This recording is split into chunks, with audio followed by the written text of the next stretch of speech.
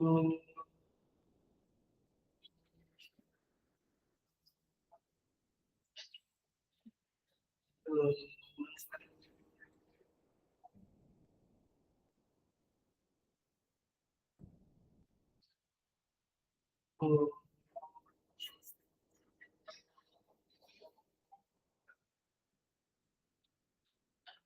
सहना भवतु सहनौ भुनक्तु सह वीर्यं करवावहै तेजस्विनावधीतमस्तु मा विद्विषावहै। ओम शांति शांति शांति। समस्त जन कल्याण निरतं करुणामय नमामि चिन्मय देवं सद्गुरुं।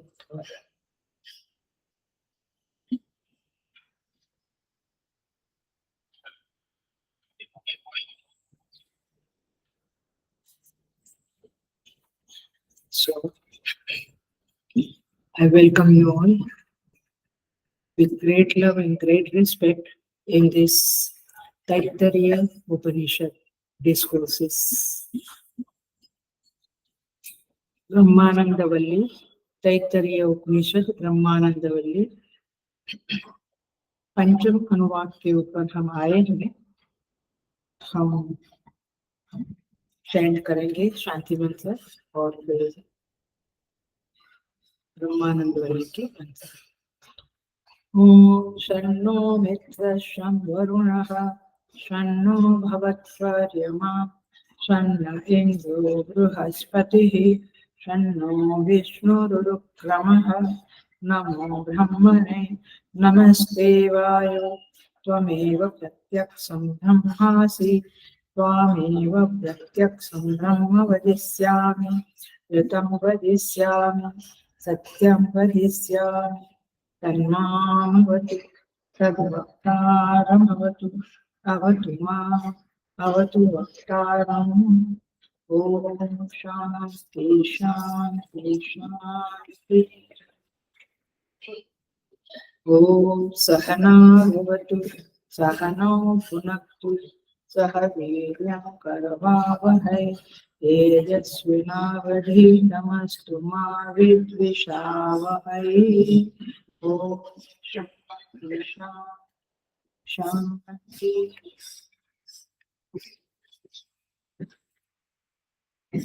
ब्रह्मानंदवल्ली मंत्र 4 और 5 चैन करेंगे।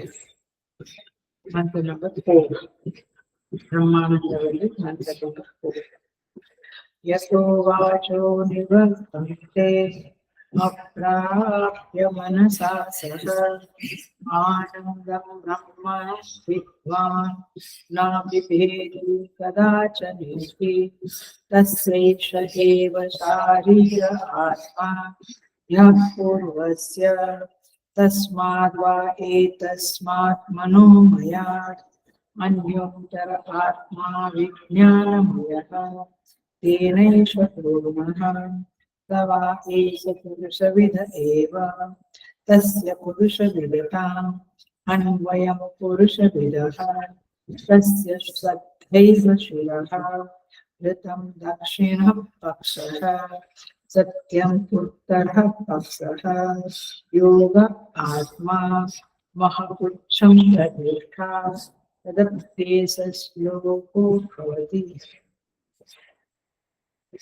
पांचवा विज्ञानं यज्ञं तनुते कर्माणि तनुतेऽपि च विज्ञानं देवा सर्वे ब्रह्मज्येष्ठम् उपासते विज्ञानं ब्रह्म चेद्वेद तस्माच्चेन्न प्रमादति शरीरे पाप्मानो हित्वा सर्वान् कामान् समश्नुते इति तस्यैष एव शारीर आत्मा यः पूर्वस्य तस्माद् वा एतस्माद् विज्ञानमयात् अन्योन्तर आत्मा आनन्दमयः तेनैष पुरुषः स वा एष पुरुषविद एव तस्य पुरुषविदताम् अन्वयं पुरुषविदः तस्य प्रियमेव शिरः मोदो दक्षिण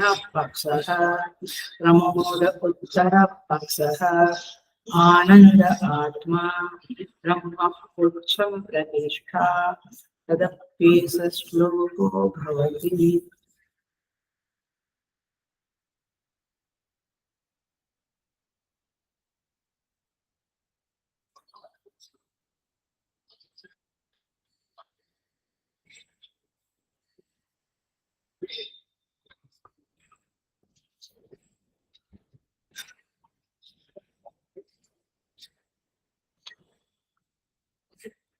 Okay.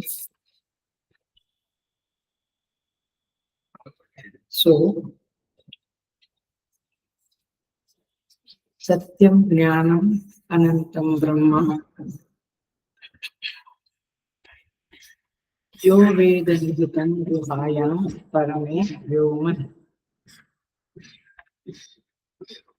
स्तुति माता कहती है ब्रह्मानंद वल्ली में उस ब्रह्म के संदर्भ में, वह ब्रह्म कैसा है? सत्यम ज्ञानम अनंतम, ऐसा यह ब्रह्म है यो वेद लिखितं गुहायां परमे व्योमन, जो इस ब्रह्म को परम आकाश हृदय रूपी गुफा में, परमाकाश में उस ब्रह्म को जान लेते हैं, देख लेते हैं। सोष्णुते सर्वान् कामान् सह ब्रह्मणा विपश्चितेति, उसे सारे भोगों की प्राप्ति हो जाती है। अब उसी ब्रह्म के संदर्भ में हम पिछले कुछ क्लासेस से देख रहे हैं कैसे उस हृदय रूपी गुफा में उस ब्रह्म का पता लगे, कैसे उस ब्रह्म से मिलन होवे। उसके लिए स्तुति माता सेकंड अनुवाक से लेके अभी 6 अनुवाक तक पंचकोश का निरूपण करती है। कौन से पंचकोश? अन्नमय कोश, प्राणमय कोश, मनोमय कोश, विज्ञानमय कोश, आनंदमय कोश। तो इस तरह से 5 कोश के संदर्भ में बातें चल रही है। 5 कोश माने कवरिंग समझ लो आप। 5 प्रकार के कवरिंग है उस ब्रह्म के ऊपर। सबसे अंदर का कवरिंग आनंदमय कोश, उसके ऊपर विज्ञानमय, फिर उसके ऊपर मनोमय, फिर प्राणमय, और सबसे ऊपर जो प्रत्यक्ष दिखता है वो अन्नमय कोश। तो देह है हमारा अन्नमय कोश।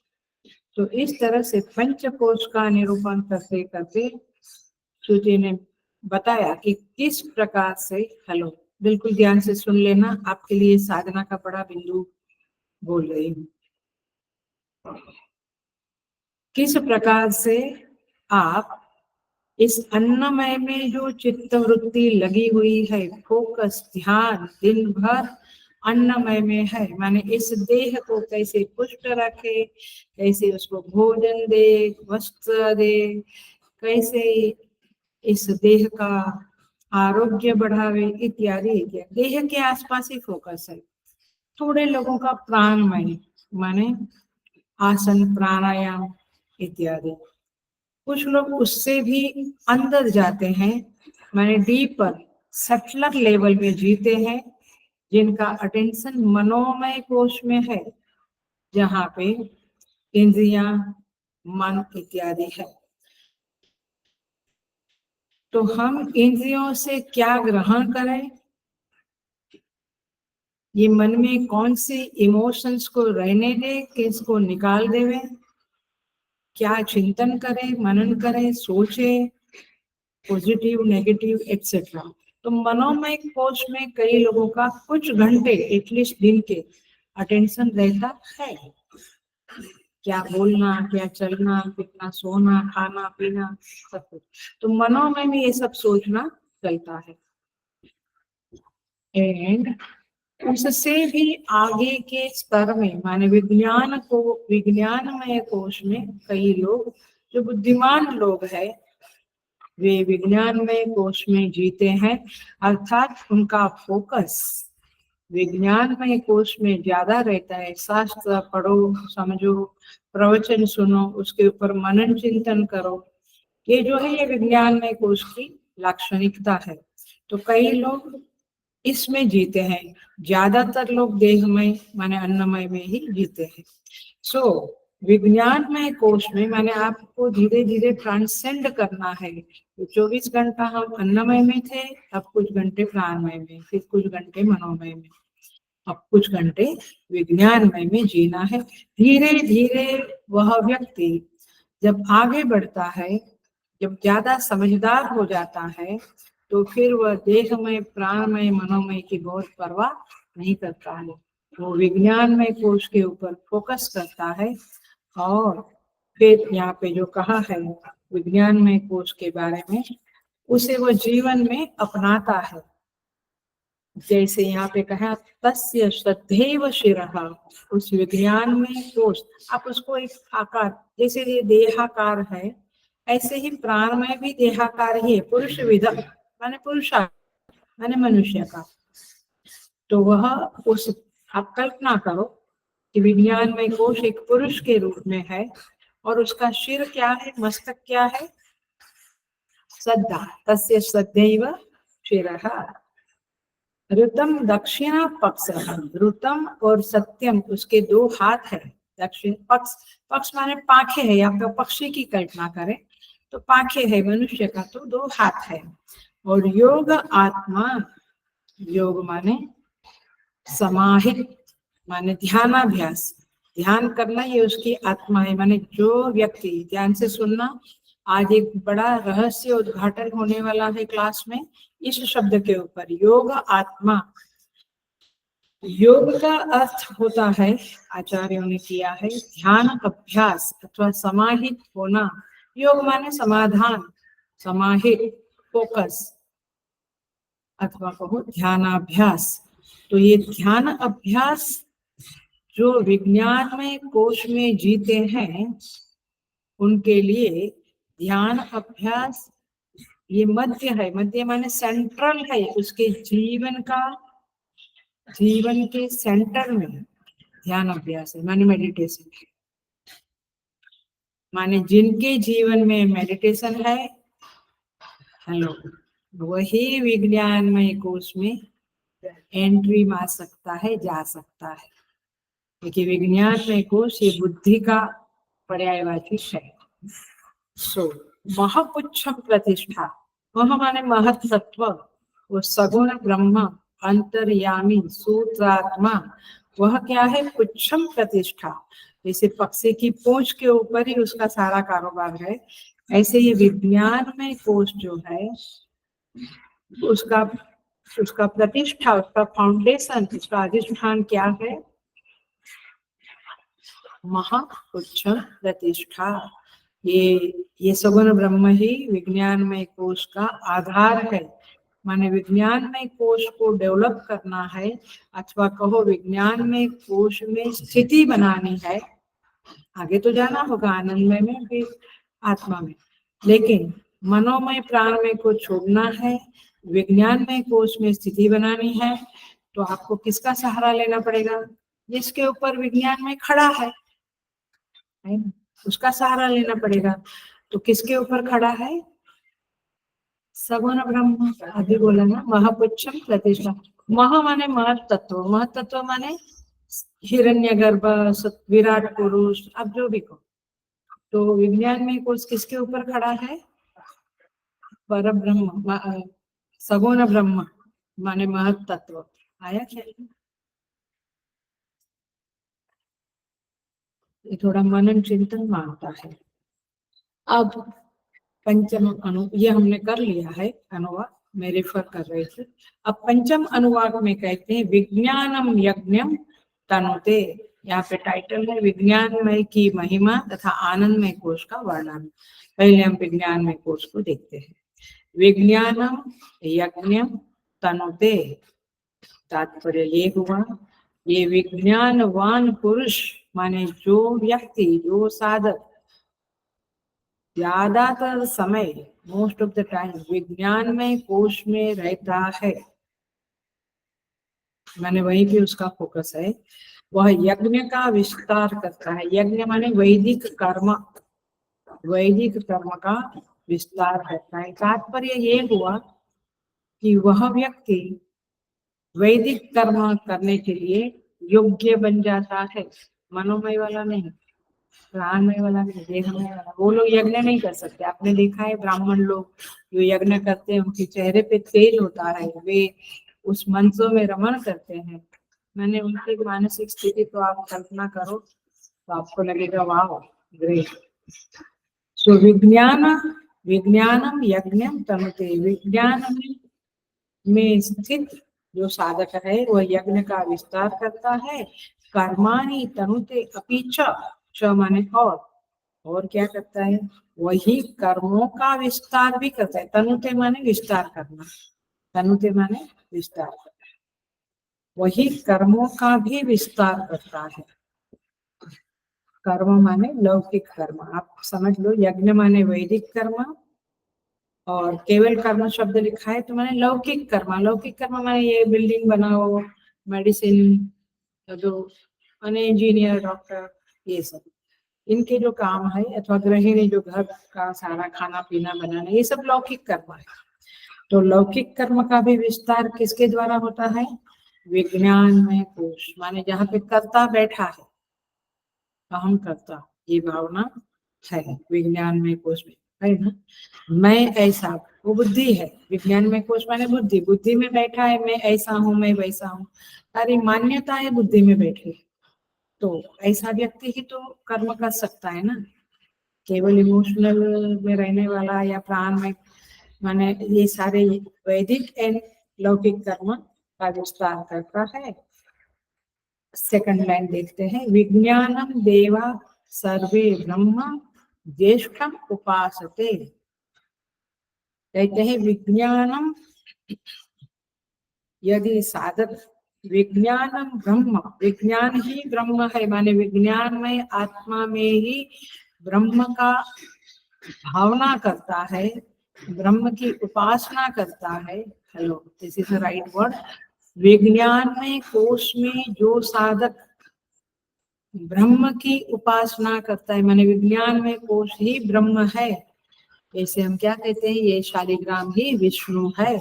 अभी काफी समय से ये बात चल रही है, तो आई थिंक आपको क्लिक हो ही जाना चाहिए। तो विज्ञान ब्रह्म है ऐसा यदि जान लेता है,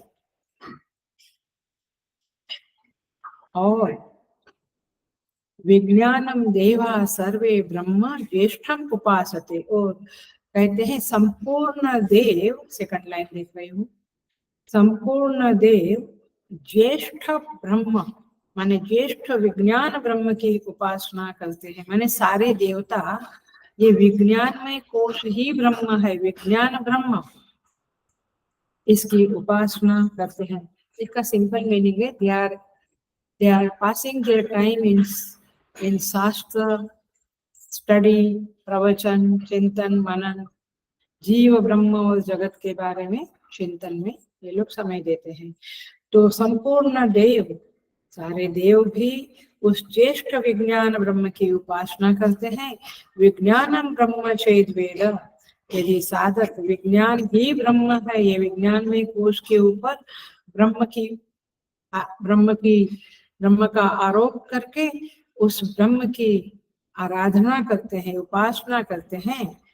तस्मात् चिन्ह प्रमादयति, उससे प्रमाद नहीं करता है, मैंने आलस नहीं करता है, तो उसको क्या फल मिलता है, शरीरे पापमनो हित्वा, उसके शरीर के द्वारा किए गए सारे पाप खत्म हो जाते हैं।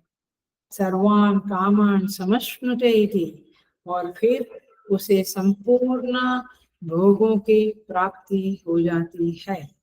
समझ में? मूल बात यह है कि विज्ञान में आत्मा में रहने से, वहां पे ब्रह्म की उपासना करने से आपके सारे पाप नष्ट हो।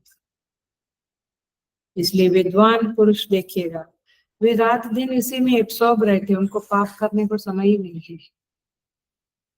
तस्य एष एव शारीर आत्मा, यह पूर्वस्य, यह जो विज्ञान में है वह उस अपने पूर्ववर्ती मनोमय शरीर का आत्मा है। यहाँ पे विज्ञान में कोश पूरा होता है। मैंने केवल ट्रांसलेशन किया, हम भाष्य में चले जाएंगे। भाष्य, विज्ञानमय उपासनम, ब्लॉक मिला, विज्ञानमय उपासना। अब देखो विज्ञानमय कोश के बारे में पहला वाक्य क्या था, वह लौकिक कर्म और वैदिक कर्मों का विस्तार करता है। कौन? जो व्यक्ति विज्ञानमय कोश में रहता है, वहां पे फोकस है। आप देखिए बड़ी बड़ी ऑफिस के सीईओ या मिनिस्टर लोग या एक्टर सिंगर जो भी बड़े लोग होते हैं वे विज्ञानमय में रहते हैं, अपने अपने फील्ड के विज्ञान में रहते हैं, बट विज्ञानमय कोश में ही रहते हैं। वे ऐसा नहीं कहते चलो अभी मूवी देखने जावे, चलो अभी होटल में जावे, चलो अभी ड्रिंक लो। They have no time for anything concern with अन्नमय प्राणमय मनोमय। सो मैं पढ़ती हूँ, आप देखिएगा कहाँ समझाना है, मैं समझाती हूँ। विज्ञान यज्ञ का विस्तार करता है। यज्ञ का माने वैदिक यज्ञ का, वैदिक कर्मों का माने पूजा पाठ हवन होम, जो भी वैदिक कर्म है, ज्योतिषी खगोल शास्त्र, जो भी यज्ञ का माने वैदिक कर्मों का विस्तार करता है। इसीलिए इसरो के साइंटिस्ट ऐसा ही बोलते हैं, क्योंकि ये विज्ञान में कोश में ही रहते हैं।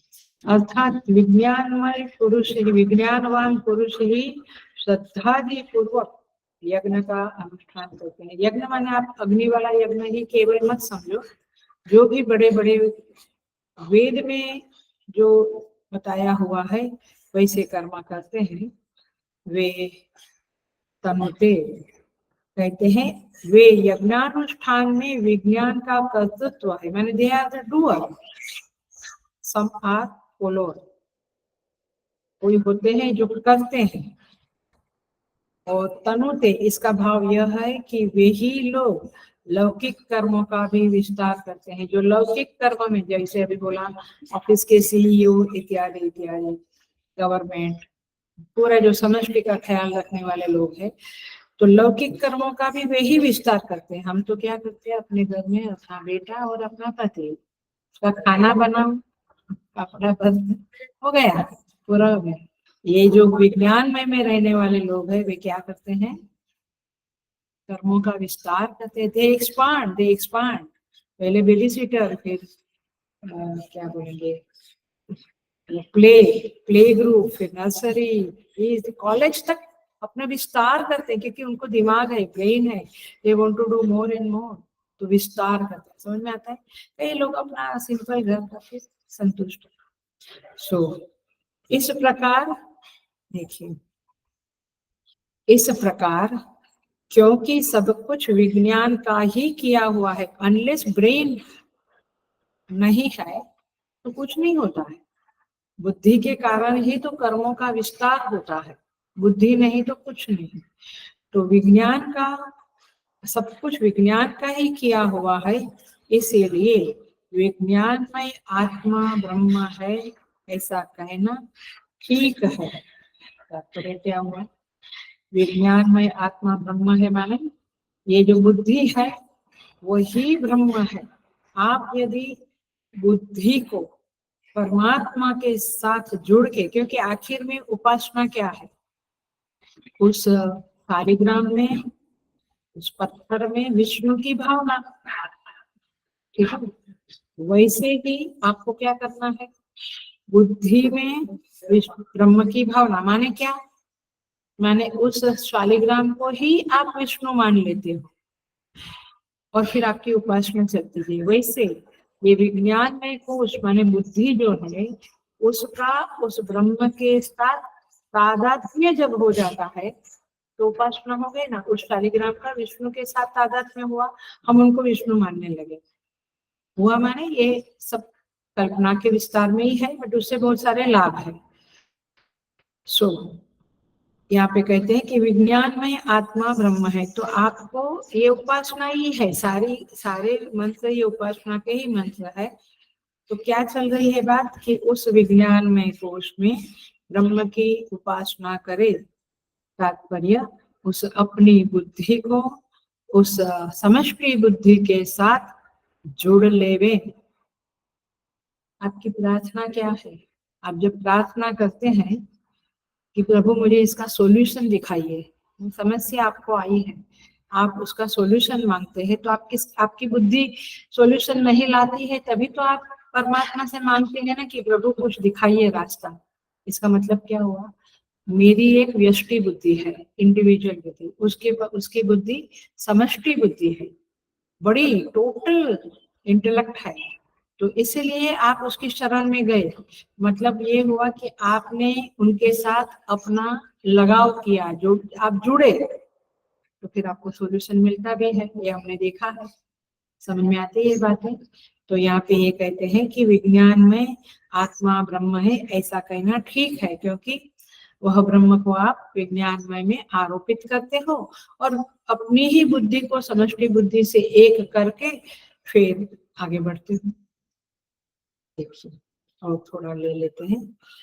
यही नहीं, फिर सेकंड लाइन जो है, ज्येष्ठम ब्रह्म उपासते वाली लाइन है।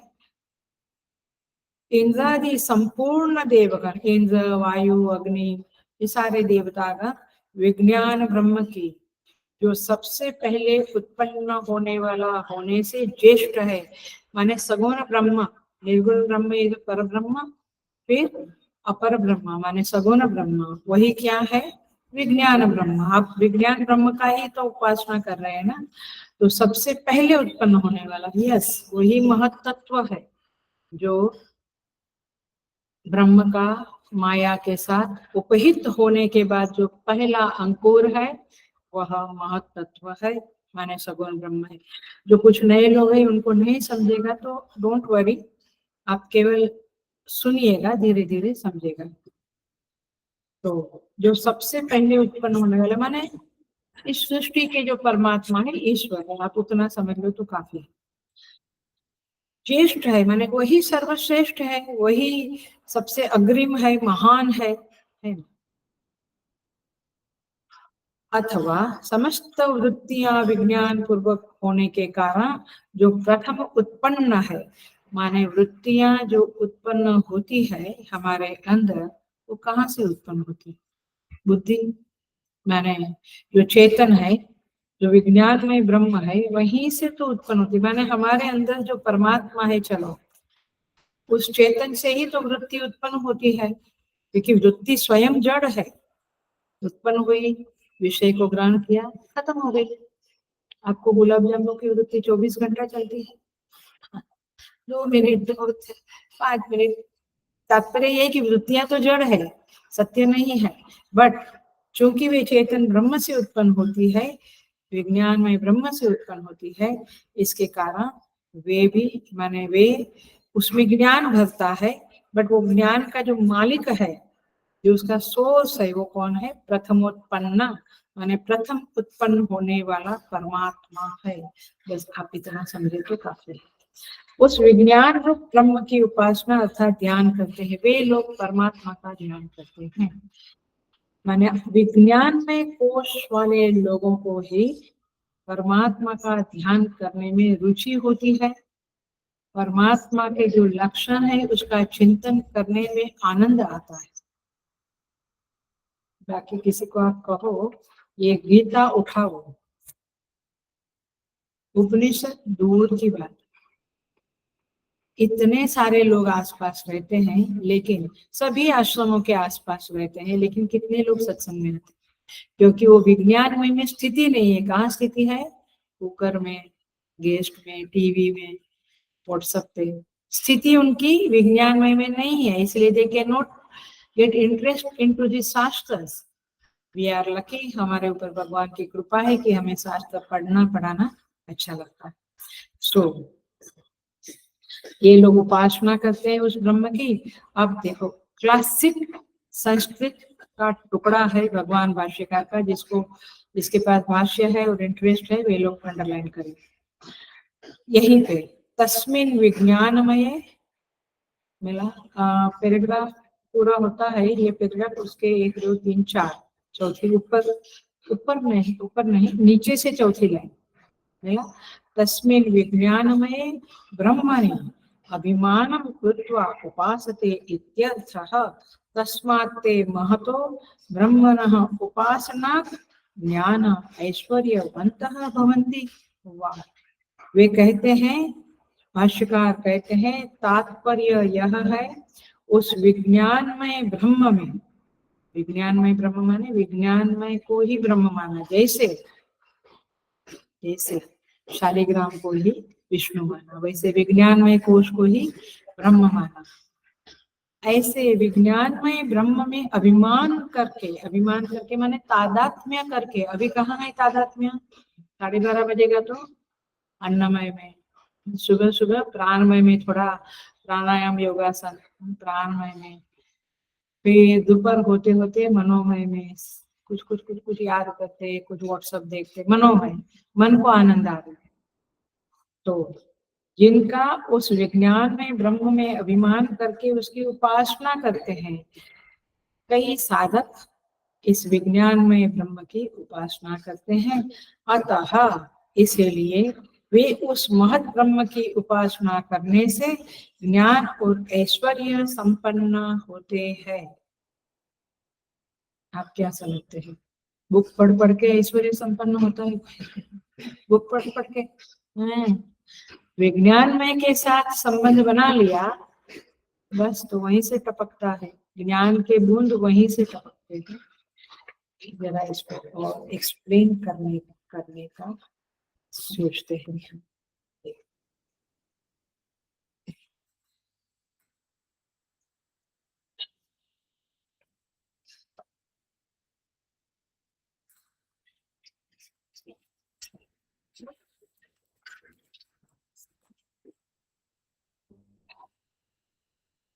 प्रथम उत्पन्न माने सगुण ब्रह्म, सारे देवता उनकी आराधना करते हैं और उस साधक की सारी प्रवृत्ति विज्ञानमय पूर्वक है, बुद्धि पूर्वक होती है। अब समझा? विज्ञानमय कोश में जो रहता है, उसका व्यवहार, उसका देखना, बोलना, चलना, खाना, पीना, घूमना, सोना, जागना, सब कुछ बुद्धि पूर्वक होता है। विज्ञान में कोश में रहता है ना, वो बुद्धि पूर्वक होता है। तो अब आप समझ गए कि हम कहाँ रहते हैं। यदि मेरा व्यवहार टोटली बुद्धि पूर्वक होता है तो मैं विज्ञान में हूँ, थोड़ा इधर थोड़ा उधर, तो समझ लीजिए। तो यहाँ पे शालिग्राम की जगह पे विष्णु है, अर्थात शालिग्राम अथवा शीला की जगह पे विज्ञान में कोश है, और विष्णु की जगह पे परमात्मा की भावना है, अर्थात ध्यान है। और इस तरह से यह विज्ञान में कोश की आराधना माने विज्ञान में कोश के जरिए आप उपासना कर सकते हैं। हम कलयुग में तो केवल मूर्ति में भगवान को मानकर उपासना करते हैं, बट ये पूर्व के लोग, ये ऋषि मुनि लोग अपने ही आसपास जो कुदरत है, प्रकृति है, अपना शरीर है, उसी को मान के उसी में परमात्मा का आह्वान करके आराधना करते थे। तो ये बुद्धि क्या है आखिर में?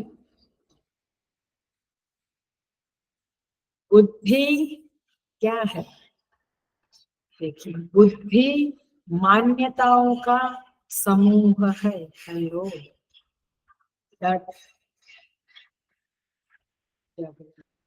बिलीफ जो हमारी होती है, बिलीफ क्या है? सत्य बोलना अच्छा है, झूठ बोलना बुरा। बिलीफ हो, ये मंदिर में जाना ठीक है, यहाँ पे नहीं जाना, ये खाना अच्छा है, ये खाना नहीं खाना। Are you getting? बिलीफ, आपकी बिलीफ क्या है? ये व्यक्ति ठीक है, ये व्यक्ति से मेरी बात नहीं करेगी। सो तात्पर्य ये है कि आपकी जो बिलीफ है, उस बिलीफ का जो समूह है, उसकी जो निष्पत्तियां है, डिसीजन है, उससे ही आपका विज्ञानमय कोश बनता है। और फिर उसमें सत्यम, ऋतम और श्रद्धा ये रहता है। माने श्रद्धा क्या है? मस्तक, माने विज्ञान में कोश में श्रद्धा रहती है। आई बिलीव, उस बिलीफ में मेरी श्रद्धा है। और सत्यम और ऋतम उसकी दो पांखें हैं, मतलब कि विज्ञान में कोश में रहने वाला व्यक्ति, क्योंकि उसको ज्ञान है, उसको बुद्धि है, उसको समझ है, शास्त्र क्या कहते हैं, महात्मा लोग संत लोग क्या कहते हैं, ये उसको ज्ञान है, समझ है, ज्ञान को ही तो विज्ञान में कोश कहेंगे। इसीलिए सत्यम और ऋतम उसकी दो पंख है, उसके दो हाथ है, क्योंकि सत्यम और ऋतम, ऋतम माने शास्त्र के अनुसार, शास्त्र में जो कहा गया है वे बातें, वे मान्यताएं, उसको वो मानता है। तो ऐसा जो व्यक्ति है वह क्या करता है, देखो एक थोड़ा शास्त्रीय तरह से जरा सा समझाती हूँ, पकड़ लेना, अटेंशन फुल देना, टोटल अटेंशन। जिसकी भावना की जाए वो परोक्ष है, जिसकी भावना की जाए, इन पत्थर की मूर्ति के ऊपर कृष्ण की भावना करें, तो जिसकी भावना की जाती है वह कैसा है, प्रत्यक्ष है कि परोक्ष है, परोक्ष माने दूर, परोक्ष है, वो परोक्ष है। लेकिन ना जिसमें जिसमें भावना की जाए वो प्रत्यक्ष है।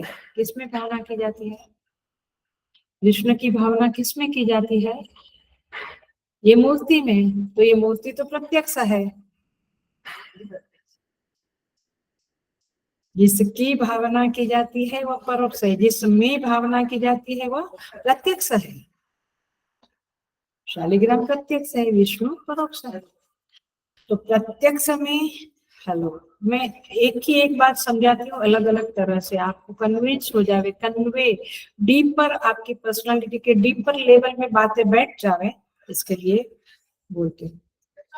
प्रत्यक्ष में परोक्ष को लेकर उपासना होती है, समझ में आया, प्रत्यक्ष में परोक्ष की भावना करके उपासना होती है। तो ये उपासना है, ये ज्ञान नहीं है, और इसलिए उपासना को पुरुष तंत्र कहते हैं। सो अब मूल बात, ये दृष्टांत था, अब दृष्टांत पे आइए। अब विज्ञानमय कोश में ब्रह्म की भावना की जाती है, उपासना की जाती है। तो विज्ञानमय कोश क्या है, प्रत्यक्ष है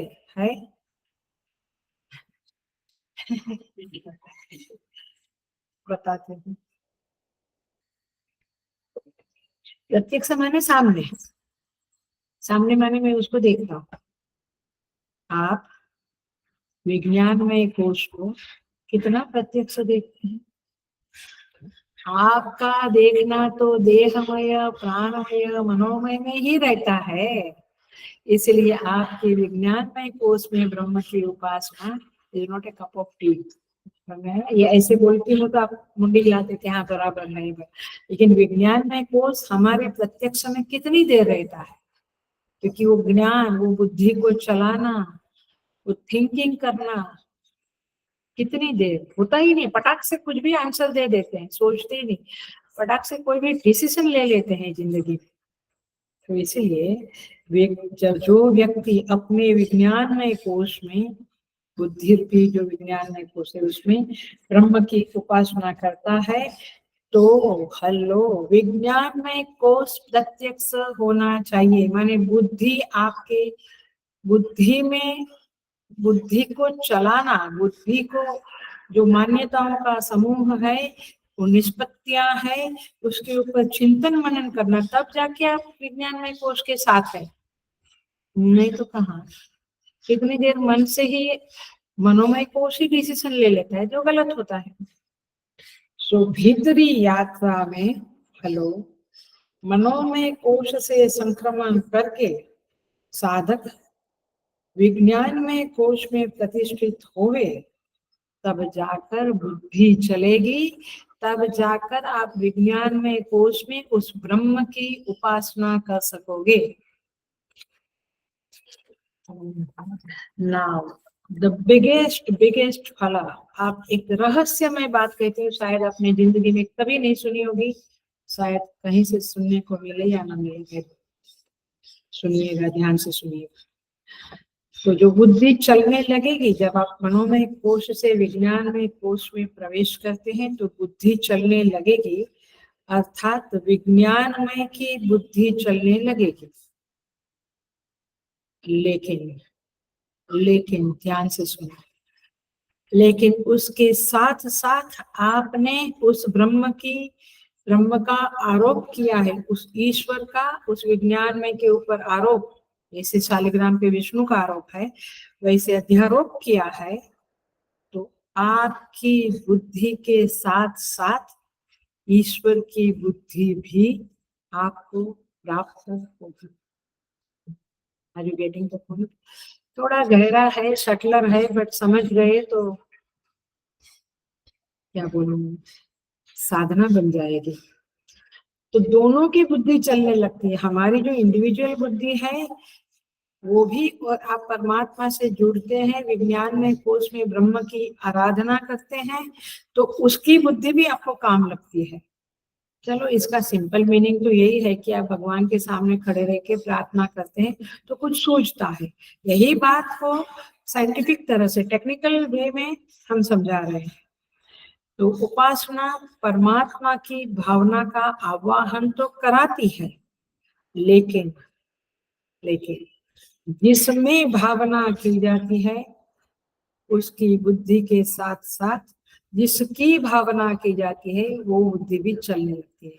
तो you are in a very much, आप बड़े लाभ में, बड़ा बेनिफिट आपको मिलता है ये उपासना से। इसीलिए ये जो शब्द हमने पढ़ा, क्या क्लासिक वर्ड्स होते हैं भगवान शंकराचार्य जी के।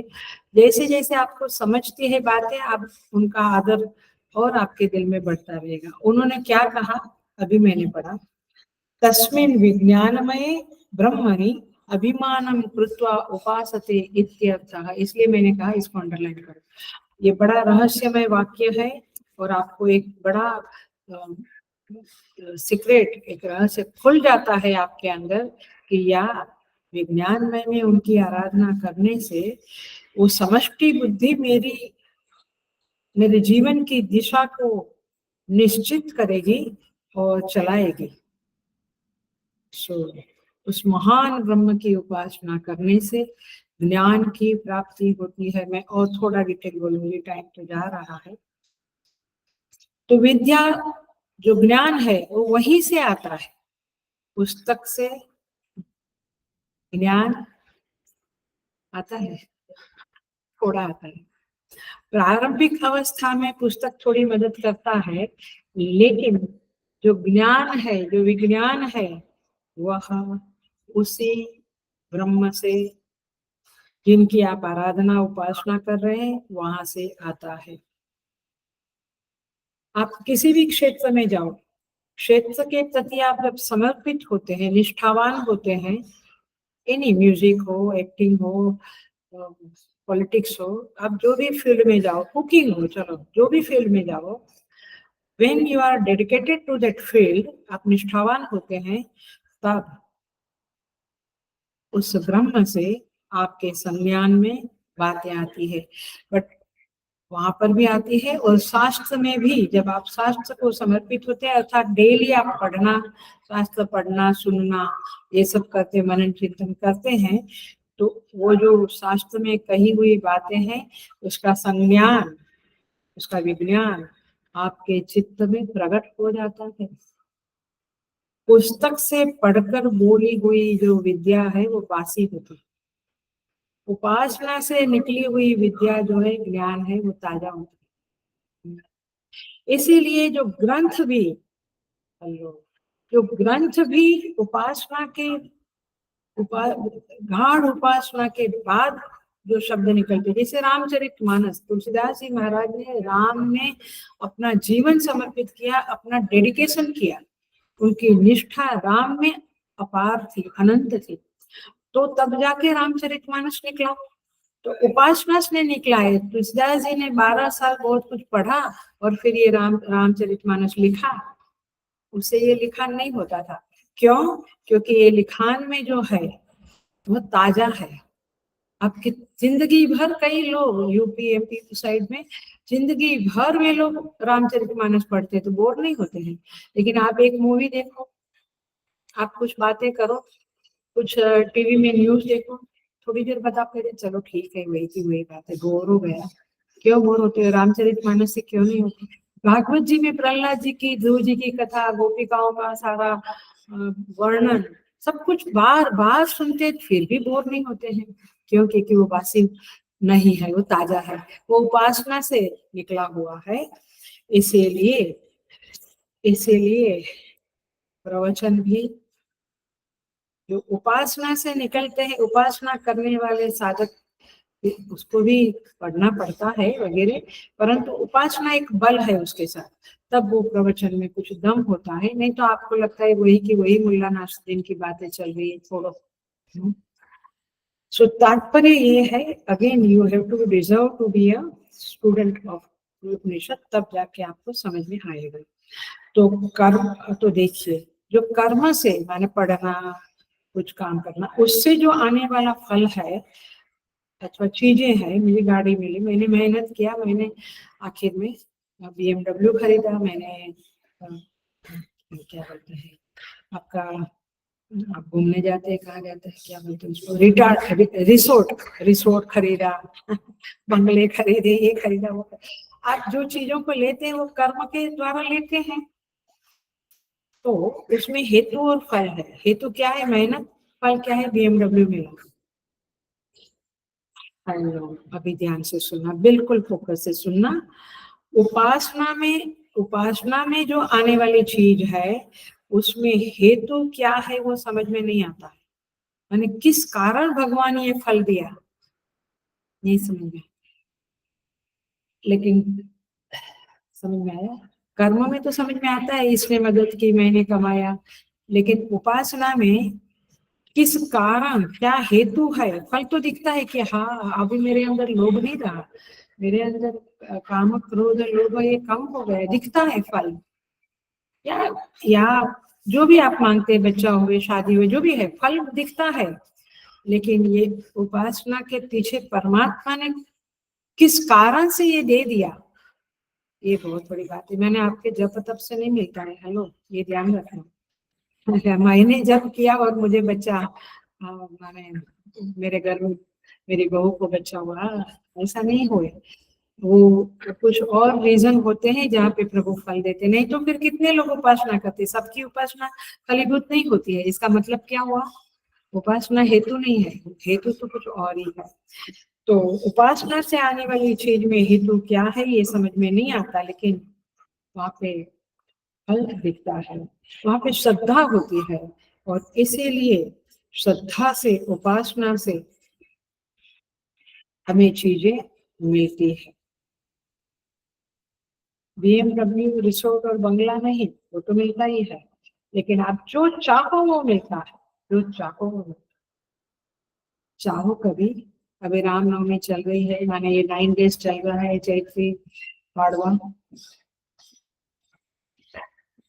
मांगो ये कि भगवान राम में जो समता थी, जो शांति थी, जो वैराग्य था, वो हमें प्राप्त हो। कैसी परिस्थिति आई सोचिए कभी, कल राज्याभिषेक होने वाला है और आज वनवास के लिए आज्ञा मिलती है। हाँ, दुनिया वाला होता तो आतंकवादी बन जाता था, एटम बम फोड़ देता था। इनके चेहरे पे वाल्मीकि रामायण में बहुत सुंदर लिखते कि म्लान, म्लान माने एक चेहरे पे उदासीनता की एक रेखा भी नहीं आई। तो ये है राम। इसलिए ये 9 दिन जो हम जपा करते, तपा करते, बट अंदर से ये चीज मांगिए, ये चीज की इच्छा करिए कि ये उपासना के द्वारा प्रभु मुझे वो स्थिति प्राप्त होगी। आई थिंक मांगने जैसा तो यही चीजें हैं, बाकी तो मिल ही जाता है। पशु पक्षी को भगवान भूखे नहीं रखते हैं, उनको भी कहीं ना कहीं शेल्टर मिल जाता है, खाना मिल जाता है, वे भी, है ना। तो लेकिन हम लोग ज्यादा महान है ना, इसलिए शंका ज्यादा करते हैं, वो लोग ज्यादा श्रद्धालु है, ये नहीं। So the point is this, Motilal Nehru का भी एक एग्जाम्पल है जो फेमस एग्जाम्पल है, उनको बच्चा नहीं होता था। मदन मोहन मालवीय जी जो बनारस हिंदू यूनिवर्सिटी के, उन्होंने कहा कि चलो हम तुम्हें कहीं ले जाते हैं एक बाबा जी के पास। तो एक काली कमली वाला बाबा जो बहुत फेमस है उत्तरकाशी हरिद्वार वगैरह में, उनके पास ले गए। और कहा कि आप अपना व्यथा, अपना इच्छा रखो, कामना रखो इनके पास। मोतीलाल नेहरू ने कामना रखी और वहीं से आशीर्वाद होके नेहरू जी का जन्म हुआ। तो पॉइंट, जवाहरलाल नेहरू का जन्म हुआ। तो पॉइंट इज दिस कि संतों के आशीर्वाद से, बट संतों ने बहुत उपासना की होती है, तब उनमें भी वो बल आता है और उनके उपासना के बल से ये आशीर्वाद देते हैं और फिर फलीभूत होता है। तो इन लोगों में कर्मजन्य ऐश्वर्य नहीं होता है, समझ लीजिए। उन्होंने बहुत कर्म करके, जैसे आप टाटा बिरला बनते हो या जो भी, मैं ये नहीं कहती कि वे लोग कर्म से बने, बट आप कुछ प्राप्त करते हो, गाड़ी बंगलो, वो कर्मजन्य ऐश्वर्य संपत्ति इन लोगों के पास नहीं रहती है, उपासना जन्य ऐश्वर्य रहता है, जिसके कारण वे आशीर्वाद देते हैं और हमें चीजें मिल जाती है। सो इस तरह से हमें ये समझना है। आगे बढ़ते हैं हम भाष्य में ही। सेकंड पैराग्राफ देखिए आप, मिला सेकंड पैराग्राफ। उस विज्ञान रूप ब्रह्म को यदि मिला, उस विज्ञान रूप ब्रह्म को यदि जान ले, मूल मंत्र में क्या है? विज्ञानम ब्रह्म चेद वेद तस्मात् चैन्न प्रमाद्यते। यदि विज्ञान में ब्रह्म को जान लिया और यदि उसमें प्रमाद नहीं किया, प्रमाद नहीं किया माने क्या? बाह्य अनात्मा पदार्थों में आत्म बुद्धि की हुई है। यस, बाह्य अनात्म पदार्थ माने ये गार्डन मेरा, ये गाड़ी मेरी, ये व्यक्ति, ये सोसाइटी, इसमें आत्म बुद्धि की है, ये मेरे है, उसी में दिमाग चलता रहता है। उसके कारण विज्ञान में ब्रह्म में की हुई आत्म भावना से प्रमाद होना संभव है। तो क्या होएगा फिर आपका स्टडी? नहीं सोसाइटी में कुछ हो गया, मुझे जाना पड़ेगा, नहीं घर में कोई गेस्ट है, ये हुआ वो, तो आपकी विज्ञान में फिर नहीं, आज हस्बैंड को ये खाने का मन हुआ तो फिर मैंने क्लास छोड़ दिया, क्योंकि उनके लिए उनकी इच्छा पूरी करनी चाहिए।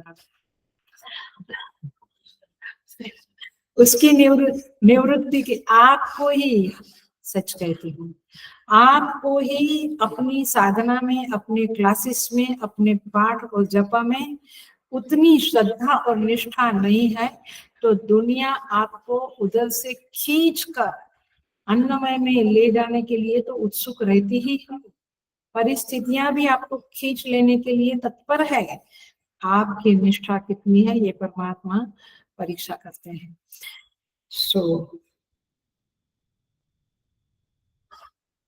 विज्ञानमय में फिर उनकी आत्म भावना नहीं होती, उनकी उपासना कम हो जाती है। तो उसकी निवृत्ति के लिए कहते हैं, यदि उससे प्रमाद ना करे, माने विज्ञान में कोश में ब्रह्म की उपासना करते रहे, उसमें निष्ठा रखे। तात्पर्य, यदि अन्नमय आदि में आत्मभाव को छोड़कर केवल विज्ञान में ब्रह्म में ही आत्मत्व की भावना करके स्थित रहे, माने most of the time you spend your time into study, Gita पाठ किया, थोड़ा उपनिषद पढ़ा, थोड़ा प्रवचन सुना, थोड़ा जप किया, थोड़ा फिर प्राणायाम योगासन भी किया, वॉकिंग किया, मतलब ये है कि साधना में अनुकूल जो है वो किया, खाना भी खाया, क्योंकि मुझे विज्ञान में रहने के लिए खाना मदद करेगा, वॉकिंग मदद करेगा, योगा मदद करेगा, तो मैं करूंगा, और उसके साथ प्रवचन सुनना इत्यादि। यदि कोई व्यक्ति इसी में ज्यादा समय का निवेश करती है तो उसको क्या फल मिलता है? सुनिए, मंत्र कहता है, शरीरे पापमनो हित्वा सर्वान कामान समश्नुते इति। कहते हैं, इस शरीर के पापों को त्याग कर, माने शरीर के द्वारा, माने मन बुद्धि इंद्रिय सब, शरीर के द्वारा जो पाप किए हुए हैं, उस संपूर्ण पाप शरीर अभिमान के कारण होने वाले हैं। मतलब क्या हुआ? क्योंकि मेरा जो तादात्म्य है, मेरा जो आइडेंटिफिकेशन है, मेरा जो अटैचमेंट है, वो शरीर में ज्यादा है, और इसीलिए मेरे शरीर को कुछ भी कम पड़ा, खाना लेट हुआ, खाना मन के अनुकूल नहीं हुआ, सोने को कम मिला, ऑफिस में गड़बड़ हुई, जो भी शरीर के साथ गड़बड़ होती है, और फिर हमें जो गुस्सा आता है अथवा हम जो पाप कर बैठते हैं, माने हम तो उतना नहीं, बट लोग टीवी में देखते हैं, सुनते हैं कि छोटी सी चीज के लिए या थोड़े से पैसे के लिए मार डाला, छोटा सा कुछ हुआ तो मारामारी हो गई, एक्सीडेंट हो जाते हैं। तात्पर्य यह है कि शरीर अभिमान के कारण ही पाप होते हैं, और इसीलिए विज्ञानमय ब्रह्म में आत्मत्व का अभिमान करने से निमित्त का क्षय हो जाने पर उनका भी क्षय होना उचित है। इसका मतलब क्या हुआ? यदि देहाभिमान का बाध हो गया, माने आप देहाभिमान से अन्नमय कोश से मनो प्राणमय, फिर उसकी तरह मनोमय, फिर विज्ञानमय में आके बैठ गए, मैंने आपका अटैचमेंट, आपका अटेंशन विज्ञानमय में ज्यादा रहा, तो देह के प्रति ध्यान कम हो गया ना। तो जब देह का बाद ही निमित्त जो देह है जो पाप करता है उसके प्रति अटेंशन नहीं, तो फिर वो पाप कहाँ से करेगा? वो निमित्त ही हट गया है। तो जैसे एग्जाम्पल देते हैं भाष्यकार, छाते के हटा दिए जाने पर छाया की भी निवृत्ति हो जाती है। जैसे छाता हटा दिया तो जो अपने को थोड़ा छाया मिलती थी धूप में, वो निमित्त हट गया तो छाया भी हट गई, माने अपने को वापस धूप मिल गया। ऐसे देह के प्रति अटेंशन ही नहीं रहा, देह के द्वारा हम कुछ कर्म कम ही करने लगे, विज्ञानमय में ज्यादा रहने लगे, तो फिर देह रूपी निमित्त के हट जाने पर पाप भी नहीं होंगे। अरे क्योंकि आप शास्त्र में पढ़े हो तो फिर आपको बहुत ज्यादा ये चाहिए वो चाहिए वाली कामनाएं जो होती है वो नहीं होती, और नहीं होगी तो उसकी पूर्ति के करने में ही ज्यादातर पाप होते हैं। इच्छाओं की पूर्ति करते समय ही सामने वाले ने नहीं इच्छा पूर्ति करने दी, बाधा डाली, तो वहां पे झगड़े होते हैं, तो पाप हो जाते हैं। कुछ बोला, कुछ मारा, कुछ पीटा, कुछ धन ले लिया, कुछ ना कुछ चलता है। सो यहाँ पे कहते हैं अतः शरीर अभिमान के कारण होने वाले शरीर जनित संपूर्ण पापों को शरीर ही में त्याग कर विज्ञानमय स्वरूप को प्राप्त हुआ साधक, अर्थात विज्ञानमय में ही जिसका अटेंशन है, ऐसा साधक सारे भोगों को विज्ञानमय स्वरूप से ही सम्यक प्रकार से प्राप्त कर लेता है। माने समश्नुते सर्वान कामान समश्नुते, उसके पाप भी खत्म हो जाते हैं और उसको सारे भोग भी प्राप्त होते हैं। जनरली भोग तभी प्राप्त होते हैं जब हमसे थोड़ा कुछ दोष, कर्म में दोष हो गए। सारे भोग तो सीधा सीधा प्रामाणिकता से प्राप्त नहीं होते, कहीं ना कहीं कुछ न कुछ तो गड़बड़ होती है। लेकिन विज्ञानमय कोश में जो रहता है उसको पाप भी चले जाते हैं और सारे भोग भी प्राप्त करता है वह, अर्थात उनका पूर्णतया उपभोग करता है। उसकी कोई कामना अधूरी नहीं रहती है और उसके कोई कर्म निष्फल नहीं होते। मैं पुनः बोलती हूँ, ये फलश्रुति है। उसके कोई कर्म निष्फल नहीं होते हैं और उसकी कोई कामना अपूर्ण नहीं रहती है। तो इस तरह से उसको सब कुछ मिल जाता है। देखते हैं आगे का एक पैराग्राफ देख लेते हैं। आनंदमयस्य कार्यात्मत्व स्थापन, श्लोक में देखो, मंत्र में देखो, तस्य एष एव शारीर आत्मा यह पूर्वस्य, क्या कहते हैं, यह जो विज्ञानमय कोश है, एष माने यह जो विज्ञानमय कोश है वही अपने पूर्ववर्ती एष शारीर माने मनोमय शरीर का आत्मा है। अंदर अंदर का श्लोक अंदर अंदर का कोश, बाहर बाहर के कोश का आत्मा है, क्योंकि वो उससे भरा हुआ है और उसके ऊपर घुसता है। तो इस तरह से यहाँ पे विज्ञानमय कोश का पूरा होता है और भाष्य और मंत्र भी पूरा होता है। इसके बाद कहते हैं तस्माद् वा एतस्माद् विज्ञानमयात् अन्यो अंतर आत्मा आनंदमय, क्या कहते हैं, इस विज्ञानमय के अंदर दूसरा अंतर्वर्ती आत्मा आनंदमय है। आनंदमय को देखने के पहले जरा सा कंक्लूड करको देखिए।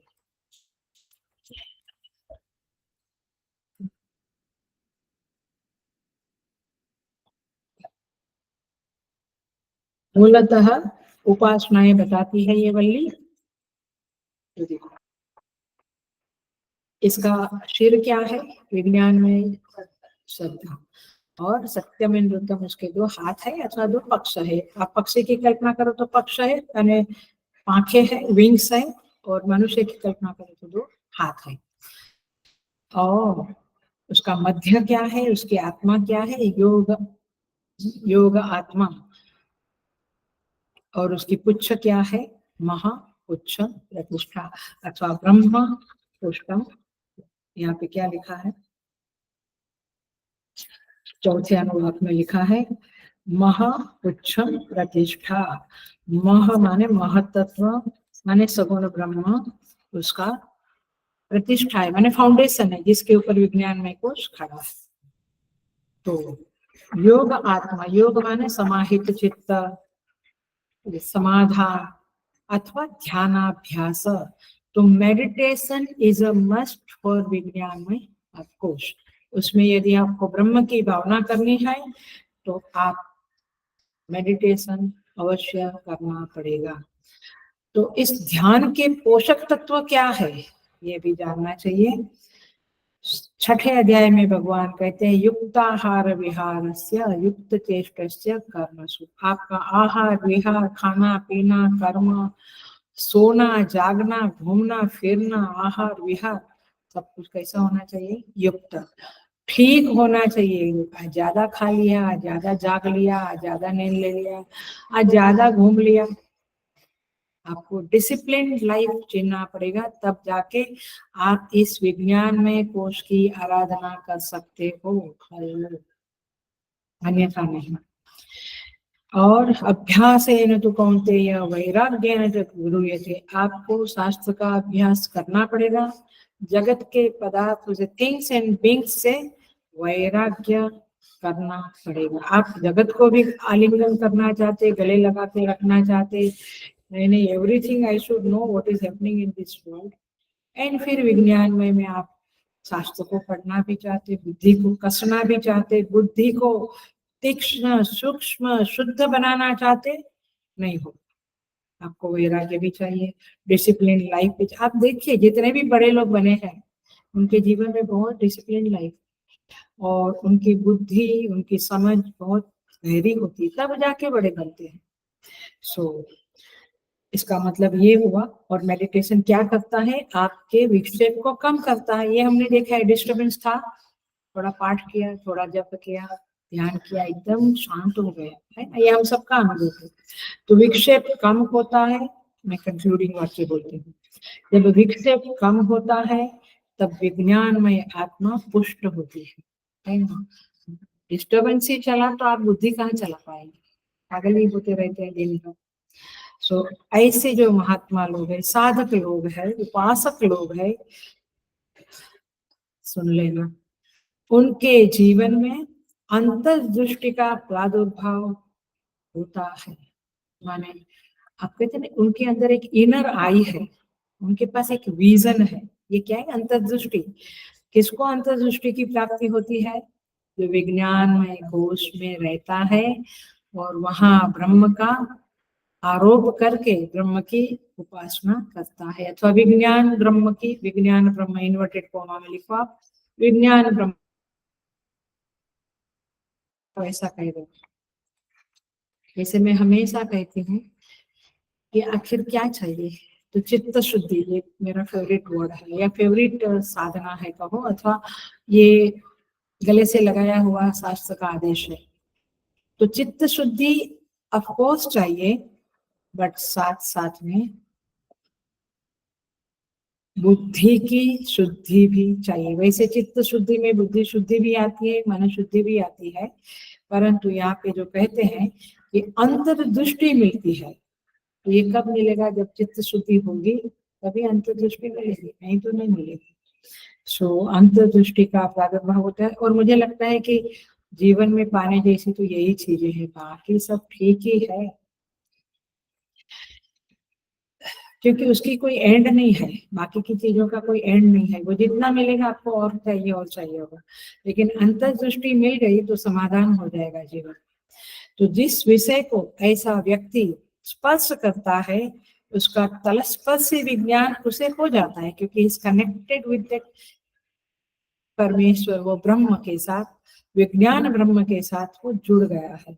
और इसीलिए महपुच्छम प्रतिष्ठा, ये महतत्व सगुण ब्रह्म जो है उसके ऊपर ये विज्ञानमय कोश आधारित है, माने आश्रित है। तो बुद्धि, सारी बातों का एक सार रूप में बोल दूं तो बुद्धि को आपको बढ़ाना है। कई लोग कहते मेरे बच्चे की बुद्धि चलती नहीं है, और हम कहते मेधा शुक्त पढ़ो, ये करो वो करो, तो इसीलिए कि भाई वो जुड़े, वो देवी से, मेधा देवी से जुड़े, वो सगुण ब्रह्म से जुड़े, and then you get definitely the result. So सगुण ब्रह्म परमात्मा अंतर्यामी सूत्रवत सभी अंतःकरण में विद्यमान है, और इसीलिए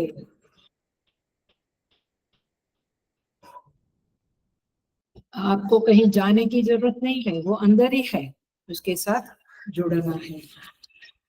और जुड़े रहना मतलब उनकी स्मृति में मगन हो जाना, ऐसी लागी लगन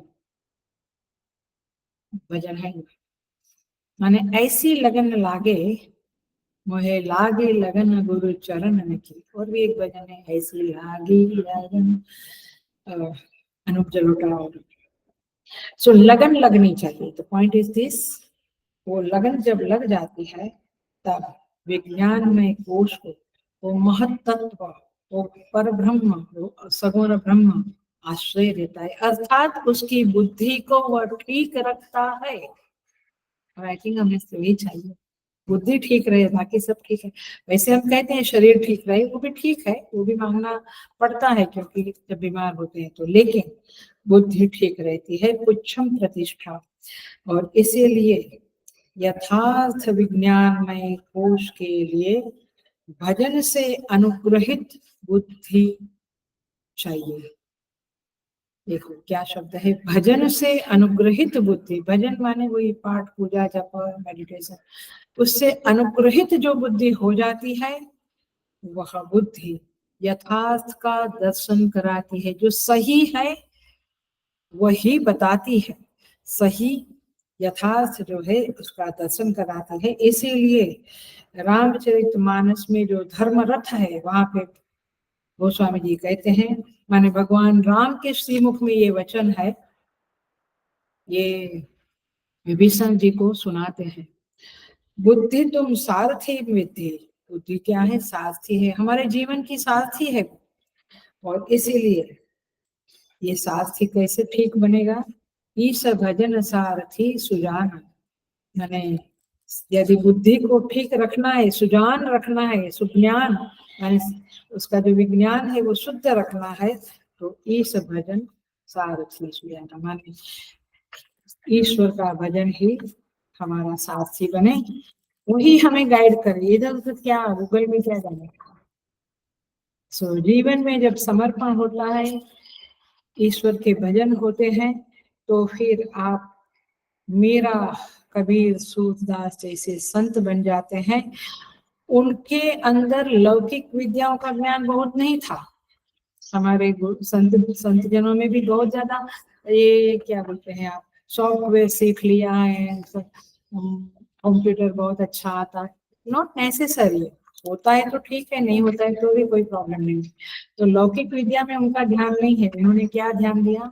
उस परमात्मा से जुड़ने का, अपने विज्ञान में कोश को शुद्ध करने का, सूक्ष्म करने का, उस पे ब्रह्म की भावना करने की, उपासना करने का काम किया। और इसलिए उनके पास जो अंतर्दृष्टि आती है वो हमारे पास नहीं है। इसलिए उनके भजन, उनके अभंग, ज्ञानेश्वर महाराज, तुकाराम महाराज, आप अभंग पढ़ो, कबीर के दोहे पढ़ो, मीरा के भजन, तुलसी के चौपाइयाँ पढ़ो, आपको ये सब चीजें मिलेगी, अंतर्दृष्टि मिलेगी। और इसीलिए जो सर्वज्ञ है परमात्मा, उनके ज्ञान के भंडार के साथ अपनी बुद्धि को जोड़े रखना है, सम्मुख रखना है, उनसे विमुख नहीं होना है। आप क्या बोलते हैं, आप शास्त्र पढ़ते हो, 4-5 माला भी करते, भजन भी, मंदिर भी, आरती भी, सब, लेकिन आपकी समझ क्या है? अम्मा बच्चों को बाल विहार में डालो, अभी नहीं, अभी से क्या, अभी तो कराटे में जाएगा, भांगड़ा नहीं, भरतनाट्यम में बच्चियों को डालते हैं, मतलब कि अभी से नहीं तो कभी से। जब जीवन में बहुत मार खाएगा, फिर बुढ़ापे में वो स्वयं ही करेगा, आपको कुछ कहने की जरूरत नहीं, अभी से डालो। अभी से गीता चैंटिंग कंपटीशन होती है, कितनी सारी एक्टिविटीज होती है जहाँ पे परमात्मा के साथ जुड़ने के तरीके खेल खेल में बताए जाते हैं, है ना? बाल विहार में टीचर लोग बड़े, क्योंकि वे सेवा करते हैं, मैं सच कहती हूँ, मैंने कन्विक्शन से कहती हूँ, क्योंकि ये सेविकाएं जो है हमारे चिन्मय मिशन की बात करती, सारे संस्थाओं में है ही, इधर पांडुरंग दादा का भी देखा है, आर्ट ऑफ लिविंग का भी, मैं अहमदाबाद में थी तो ये सब के सब हमारे पास आते थे और बाल विहार कैसे चलाना, उसकी बुक्स क्या चाहिए मांगते थे, हम बताते थे। तो पॉइंट इज दिस कि वे सेविकाएं सेवा के रूप में करती हैं, कोई रियम्बर्समेंट क्या रेम्युनरेशन कुछ तो मिलता नहीं है उनको, फिर भी वे बहुत बढ़िया तरह से करती है, क्योंकि सेवा करते हैं तो परमात्मा ही उनकी बुद्धि में ये ज्ञान प्रकट करते हैं कि कैसे बच्चों को ईश्वर से जोड़ना, कैसे बच्चों को वैल्यू सिस्टम से जोड़ना, ये चीजें उनको आ जाती है, they become expert into running the बाल विहार। सो विज्ञानमय कोश में ब्रह्म का उपासना करो। एक बात ये ध्यान रखें कि बुद्धि सात्विक है, बट जरूरी नहीं कि वो यथार्थ के साथ जुड़ी है। हेलो, ये बहुत गहरा पॉइंट है, बट टाइम होने को आया करके मैंने फटाक से बोल दिया। आपकी बुद्धि सात्विक है, लेकिन जरूरी नहीं कि आपकी बुद्धि यथार्थ के साथ जुड़ी है। और इसीलिए एक व्यक्ति परिस्थिति को सुखद कहता, एक व्यक्ति दुखद कहता, यानी जो जिसकी बुद्धि ठीक है, सात्विक है, समझता है सब कुछ, वो कहता है अभी ये सुखद है, ये दुखद है, इसका कारण ये है, उसका कारण ये है। लेकिन जो उस परमात्मा से जुड़ा हुआ व्यक्ति है, वो कहता है कि हर परिस्थिति जो कुछ भी जीवन में आता है वो मेरे कल्याण के लिए है। उसके दिमाग में यही रहता है कि मेरे कल्याण का साधन रूप है ये परिस्थिति, और इसीलिए कुछ बीमारी है, कुछ विकलांग है, कुछ पैसे की कमी, कुछ भी है, कमी है, तो क्या कहते हैं, कहीं ना कहीं इसमें मेरा कल्याण निहित है, छिपा हुआ है। परमात्मा ने मेरे दुष्कर्म का क्षय करने के लिए ये बीमारी दी, ये विकलांग दिया, ये धन छीन लिया, ये छीन लिया, वो छीन लिया, क्यों? मेरे दुष्कर्म को क्षय कर रहे हैं प्रभु। तो ये यथार्थ की समझ प्राप्त होना, ये तो ईश्वर भजन से अनुग्रहित बुद्धि में ही होता है। तो ये बातें ध्यान रखें। बेटा बहुत अच्छा सा तर्क देता है, तो हाँ हाँ हाँ हाँ, अभी साधु संत से भी वो बड़ा हो गया।